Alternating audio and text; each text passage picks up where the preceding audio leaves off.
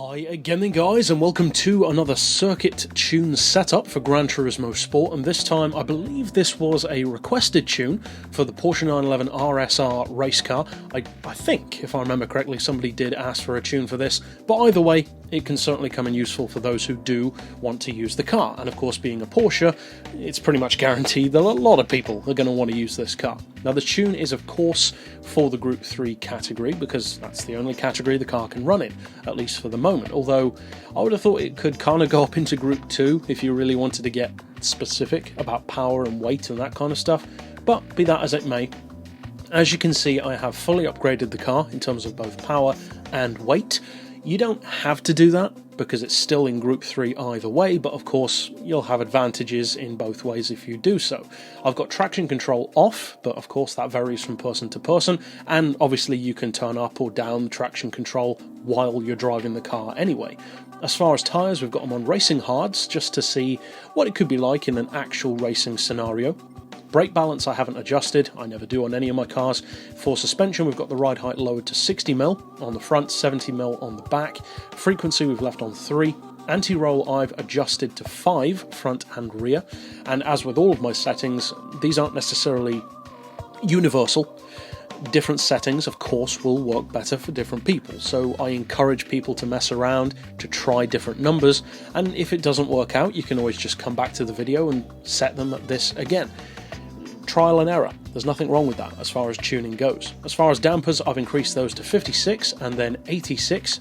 Camber I've significantly reduced from 3 down to 1, front and rear. You could try to go for 0, but it is a Porsche, after all they can bite sometimes, and that's the main reason why I did so, but feel free to go for 0, of course I usually do that. I've gone for neutral toe, as always. Aero we've got as high as possible in terms of downforce, again that will depend on the track really. As far as the diff, as I've said a number of times, my preferred settings as far as the diff goes will not be to everyone's liking. I specifically have had comments about people who don't understand why I would use those settings, even as far back as when I started making tuning for GT6. It's just what works for me, basically. So if you want to try something else or already know something else that will work better for you, then by all means go for that. You don't need to copy these exact settings if you don't want to. But as you can see, I've gone for the highest initial torque and then the lowest sensitivity on both acceleration and braking. As far as the gearbox, I've got an auto setting of 205, because even though it's got a lot of power, it's not a top speed tune, so it doesn't really matter about that. For the individual gears, I've gone for 2.3, 1.7, 1350, 1125, 975 and 875 with a final drive of 3.8. So that's it for the setup overall. So now, of course, all that remains is to, well, actually take it out on a track to see what it can do.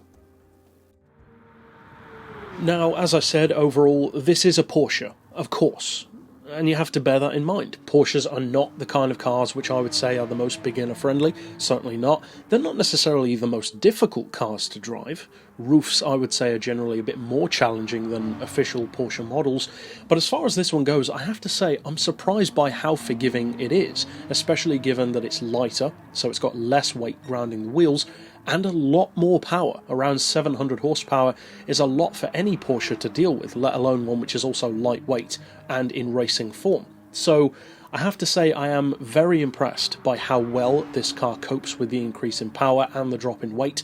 In terms of lap time, well, as you can see from this replay in a second, we'll cross the line and you can compare that to your own numbers.